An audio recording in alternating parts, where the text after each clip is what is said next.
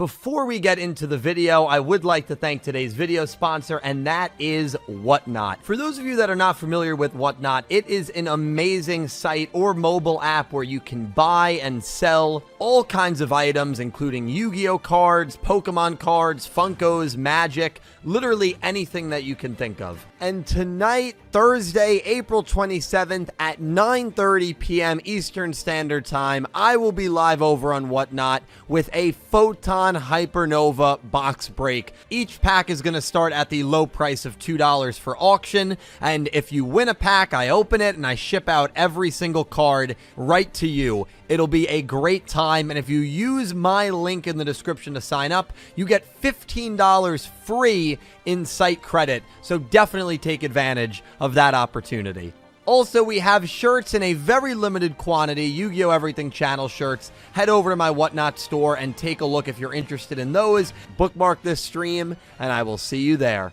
Hello everyone, it's Dylan from Yu-Gi-Oh! Everything, and welcome back to another Yu-Gi-Oh! Go Rush video. So, I know I'm about 3 weeks late, but I still wanted to give my thoughts on opening 2 and ending 2 and do my, what's become very traditional on this channel, in-depth analysis and breakdown of these openings and endings, and usually I do this as soon as they debut, so we have a little bit of a unique advantage because we've seen 4 episodes already, 52, 53, 54, and 55 at the time of recording this into the season and into this new arc, so we can kind of maybe already put pieces together of the visuals, and I just want to kind of give my thoughts on the openings and endings for Go Rush, opening 2 and ending 2. So, let's just get right into it. Opening 2 is titled Soul Galaxy. It's being done by Bradio. Most of you probably know Bradio from the Death Parade opening. It's one of my favorite anime of all time. It's one of my favorite openings of all time, Flyers.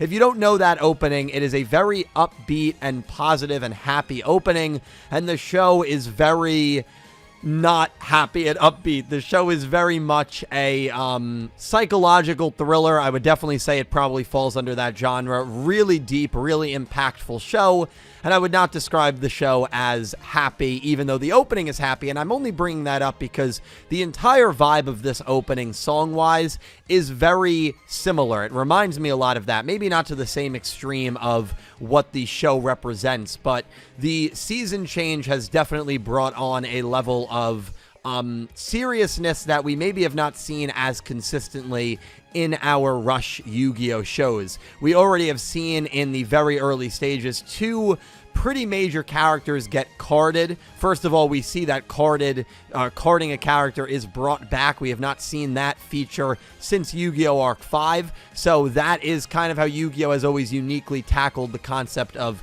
death and removing characters from their shows, and of course it is a shonen, so you know a lot of these characters are going to get revived, and I'm sure Yuga and Gohai Yuna, the 2 characters that have been carded thus far, will get revived, and I'm sure we are also going to see a lot more people get carded and killed off before that happens. So it's very interesting to me that the whole theme of Go Rush has changed pretty drastically. It's been kind of a tonal whiplash with what we're used to, especially at the start of new seasons and the start of new arcs, and the opening being performed by Bradio does not represent that at all. It's very upbeat. It's very happy. The ending is a lot more somber, but I thought that that was very interesting, especially when you do have their comparison with Death Parade. So the opening starts with visuals of Udius, Yuhi, and Yuumu and their transformations. I actually like this sequence quite a bit. We know Yuhi has become very hardened, very depressed, very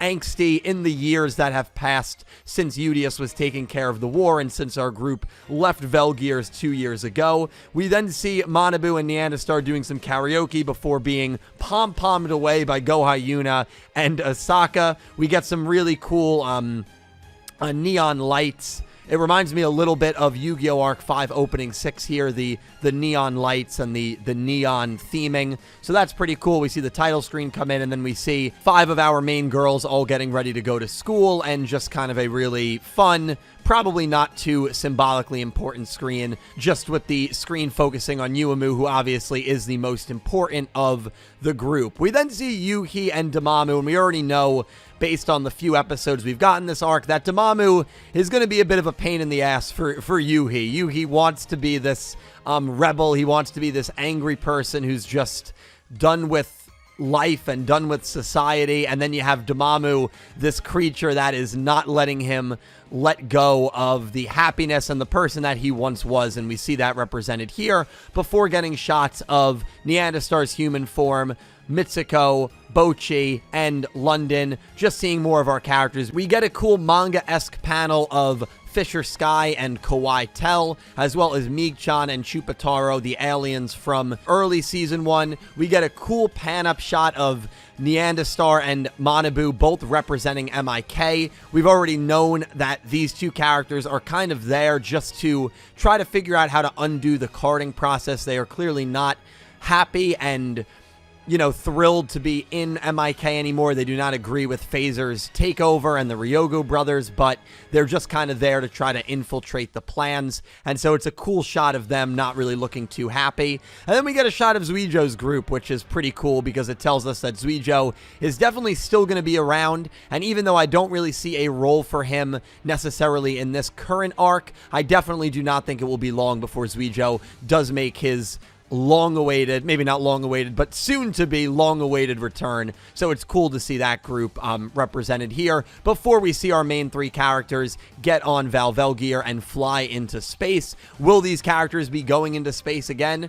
I think it's definitely a strong possibility. And then we get the classic Yu-Gi-Oh! Opening montage scene of the characters summoning their aces. We see Udius with his aces, we see Yuhi with his aces, and Yuumu with her aces. A really cool sequence there. And then, of course, we cut to Yugioh as his body kind of transforms into his ace monster, which is a really good reminder of him utilizing the Earth Damar to become one with his monster. So I love that sequence. We then see Manabu summoning his ace and using his ace, and this was a great scene because the next two shots we get are of the Ryugu brother Maximum monsters. Manabu, we know from episode 54, also has a Maximum. Kudos to the opening for not spoiling the fact that Manabu has a Maximum. Really, really liked that. And so when he summoned that Maximum in 54, it definitely caught us off guard. But then we see a duel that has to happen, right? Unless the opening is misleading us, which we've seen before.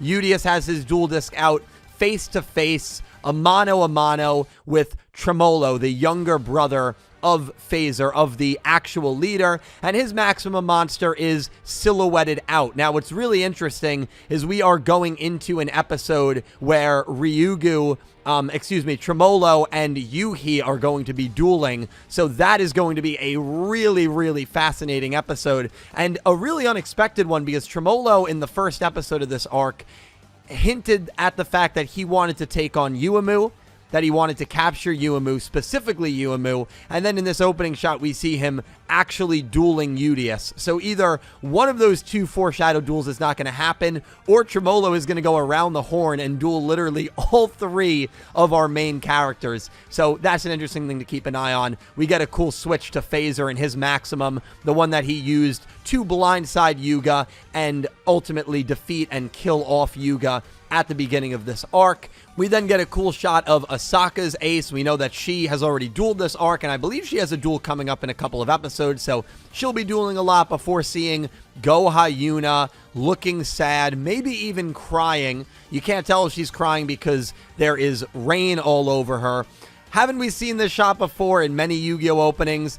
Dark, gloomy background, just being lit up by the city lights, walking alone at night, raining, sad, somber. This shot really does not fit with all the other shots going on around it, and this to me is the most jarring shot of the opening, and it makes sense because the person that she really had strong feelings for in Yuga, she had to witness getting killed off, and then herself gets killed off, and we know that Yuga, at the end of this story, most likely is going to return to the Yu-Gi-Oh! 7's world. We know that because of the final 30 seconds of the Yu-Gi-Oh! 7's anime at the end of episode 92. So this could even be a deeper shot than what we've already just seen. Go Hyuna permanently losing the man that she has really fallen in love with, basically, and I think that's perfectly represented by this shot.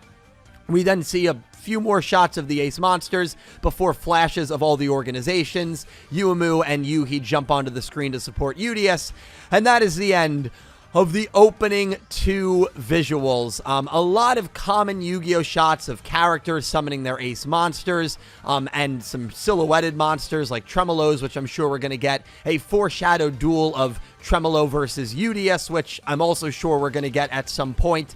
And the really depressing Go Hyuna shot, which, again, does not fit at all with what is going on around her in that moment when it shows up in opening 2.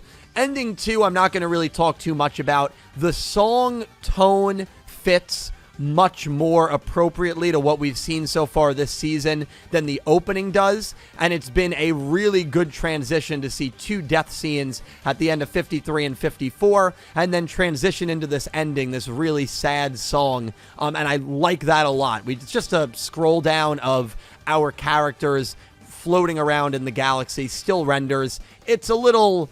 it's a little boring visually. It's very simple, so I'm not going to make a separate video on it or even get too deep into it in this one. I will just say that I think the song itself matches the theme of Yu-Gi-Oh! Go Rush Season 2 much better than Opening 2, and that's probably intentional because they knew that some of these episodes were going to end pretty sadly, and this was going to be the song that the viewer would have to listen to, so I'm sure that was done purposefully. Only other thing I want to mention is there are a lot of open spaces in the visuals of this ending. That makes me believe that there are going to be a lot of characters that maybe get added into these shots as the season and as the story of Go Rush progresses. But if Yu-Gi-Oh! 7 is anything to go based off of, this is it, guys. Opening 2 and ending 2 are probably the final openings and endings that we are going to have for Yu-Gi-Oh! Go Rush. We imagine Yu-Gi-Oh! Go Rush will probably conclude in less than a year. Maybe it'll be a 3-year show, but if it was like Sevens, it's only got 1 more year left. So I'm very excited to see where the story of Yu-Gi-Oh! Go Rush takes us. But guys, if you think I missed anything or maybe I'm wrong about anything that I went over in my opening 2 breakdown, please let me know down below. As always, thank you so much for watching. A special thank you to my Platinum tier patrons, Goosey Q and Panther J, and to my Diamond tier patrons, Jesse Wood, Latrell Smith, and Elaine, and to my Egyptian God tier patron, Pink Penguin. Be sure to check out my Patreon for additional channel perks. Thank you to everybody who is a patron or channel member. You guys help me out tremendously. Thank you all so much for watching. Be sure to check out my channel for more Yu-Gi-Oh! Anime content, and I hope you have an amazing day.